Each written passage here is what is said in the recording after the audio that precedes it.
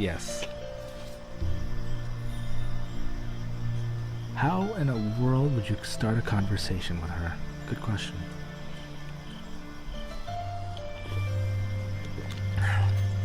It's late. I have to go. Yes, it's quite late. Good night. Night. I think you scared her off. There was something strange about this girl. At first glance, she's typically shy, modest pioneer girl, but the mystery of Lena took its own place in the massive list of mysteries about this camp, which I had started to put together in my head.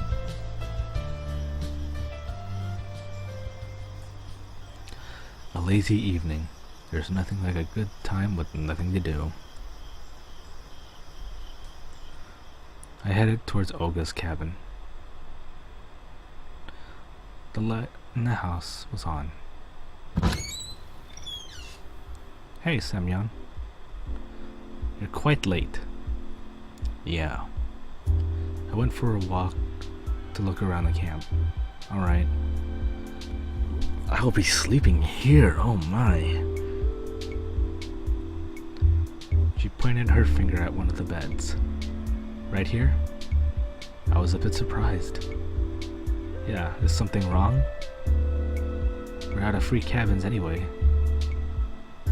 The camp leader smiled, but I'd rather think it was just out of politeness. You do want to be a decent pioneer, do you? Define decent. There was a clear emphasis on the word decent. Yep, sure. I was lost in thought for a moment. Don't you mind it, mademoiselle? Is that how you spell mademoiselle?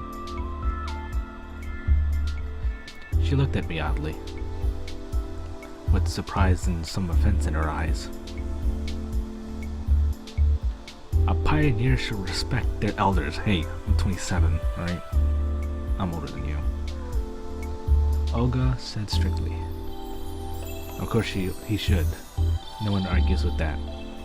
I blathered, not realizing what was wrong. Shouldn't you also? She stared at me.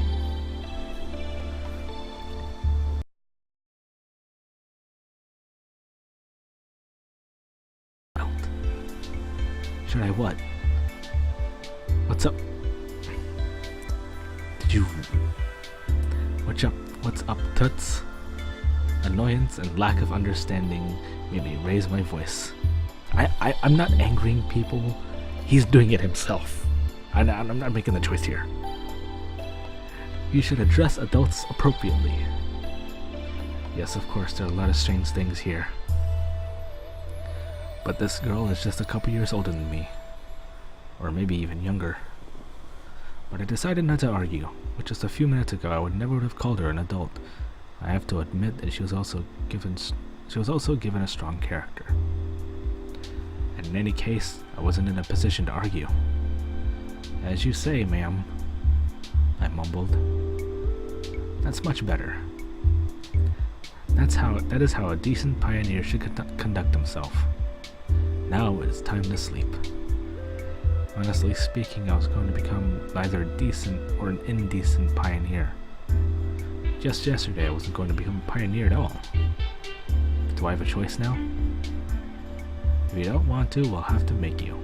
This is the motto Olga was probably going to use. We'll have to make you. I get the feeling things might get kinky if they do that. I climbed into bed and closed my eyes, only to realize how tired I was after the day. Something hammered into my head awfully, as if my brain started the night shift. And they seemed to be aimed at more at rolling steel than working on something more sensitive. The bus flew through my mind. And the square with the monument. The canteen full of pioneers, and the malicious face of Olyana. Slavia and her nice body in bikini. Lena and all her shyness. and even recalling Elisa didn't give me too much of a negative feeling.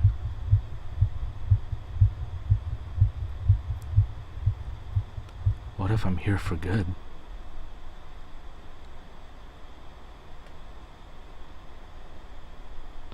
Day 2.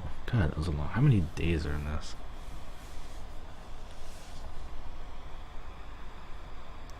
I was having a dream. It seemed like I was in some kind of vacuum, with nothing but nothing around me. With nothing but nothing around me. But not only around, I was the only creature in the universe. As if the universe had returned to a state of singularity right before the Big Bang. And something was just about to happen. Suddenly, I heard a voice. I could not make out the words, but it sounded familiar. The voice was whispering something to me, as if soothing me. Are you sure that's not Olga whispering something to you right now? Might want to open your eyes. And then I realized it was the voice of that strange girl from the bus. The girl from the dream. But what is she trying to tell me? Who is she? I woke up. Bright sunlight struck my eyes. It was almost noon, good lord. Even I don't wake up that late. I wake up at like 7 in the morning. After stretching lazily on the bed and yawning, I started to recall the previous day. In a few seconds, all of its events passed right before my eyes. The bus, the camp, the local inhabitants. No, that's just wrong. Not this whole situation, not me being here. It was all wrong by default. My attitude towards what was happening was wrong. Because yesterday I fell asleep here just like that, and before I chatted nicely with the local pioneers, I even managed to crack a few jokes. How could I act like that in such a situation? I should be frightened, startled by every little rustling, should avoid all contact with the potentially hostile creatures. Last day's events were getting hazy, like I had a hangover. This really feels like a morning after a heavy drinking party.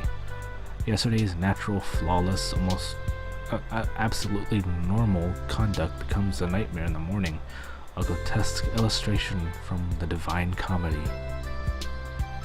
Yes, it's just like that. I can't change the past now. Then again, I'd probably assessed the situation was acting accordingly. I glanced around trying to figure out whether I'd been thrown somewhere else, but Olga's cabin looked the same as yesterday. Everything seemed to be in its place, except for a pioneer uniform which was hanging at the bedhead. I fumbled with distrust and tried it on.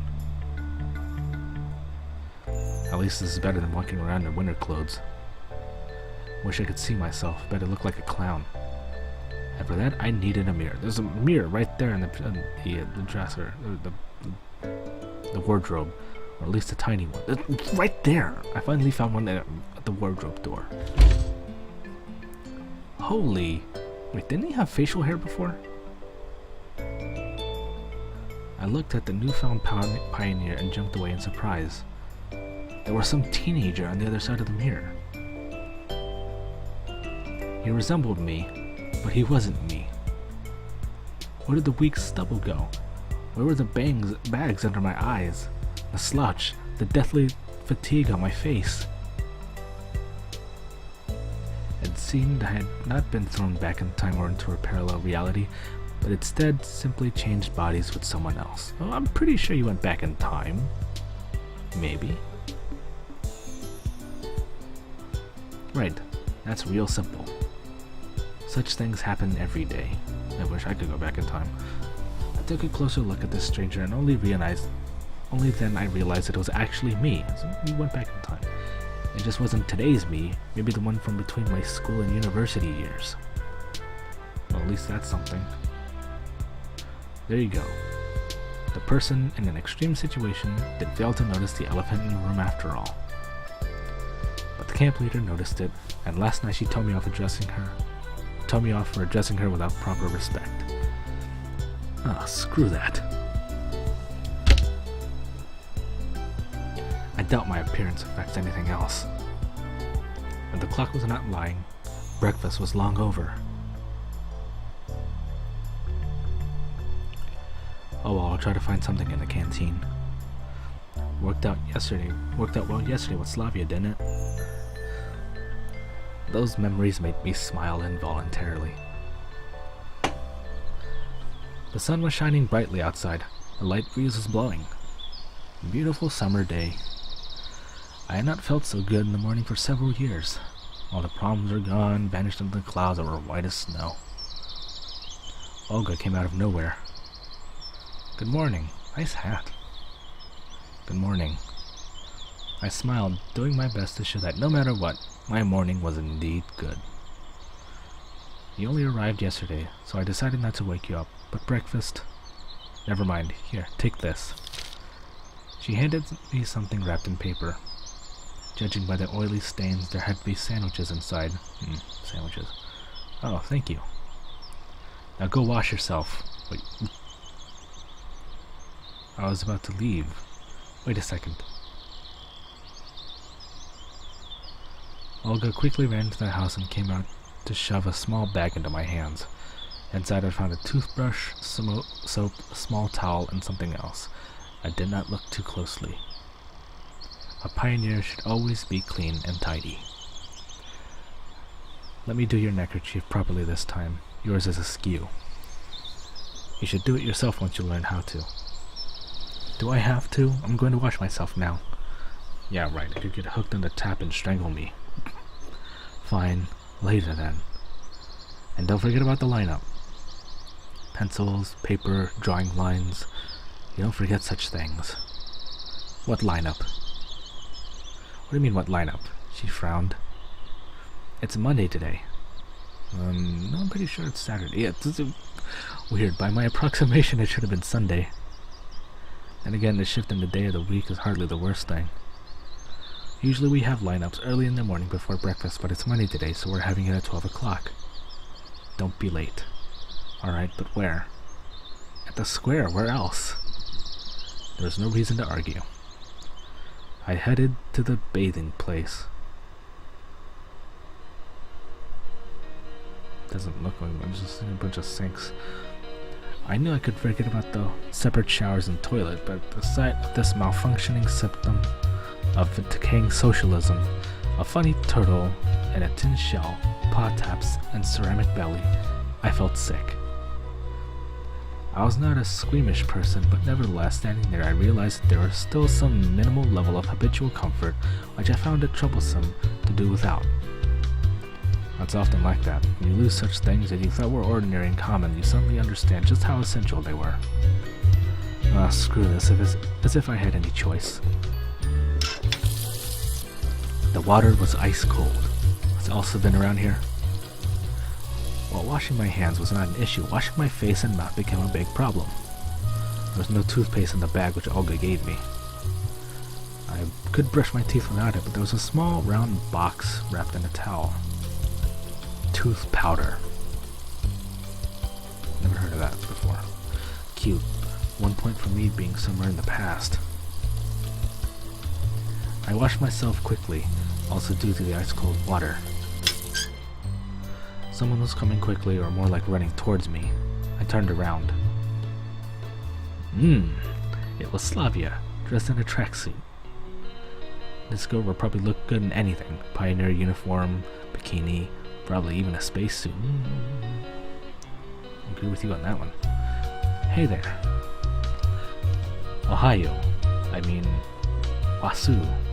Good morning. Yeah. Oh yeah, real smooth. Why didn't you come for breakfast?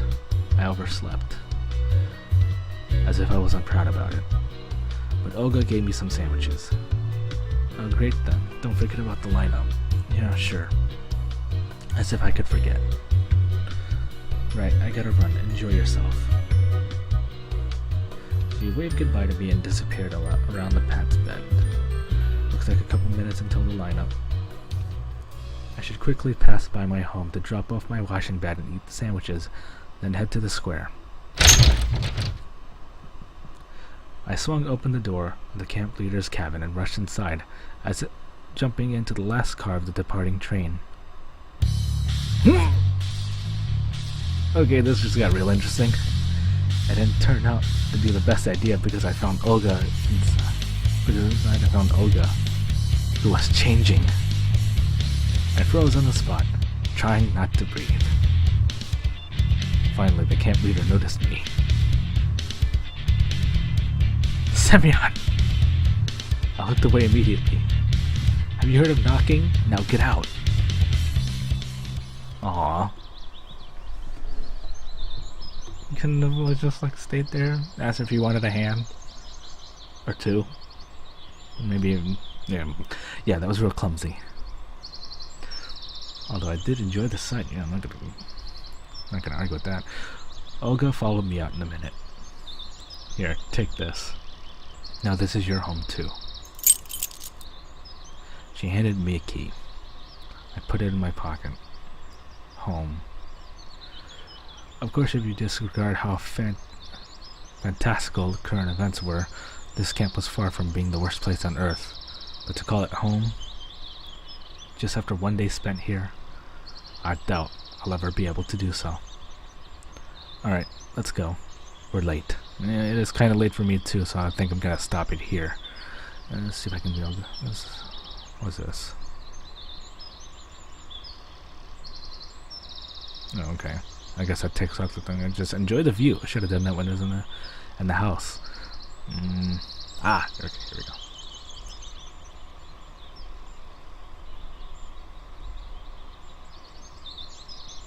Alrighty.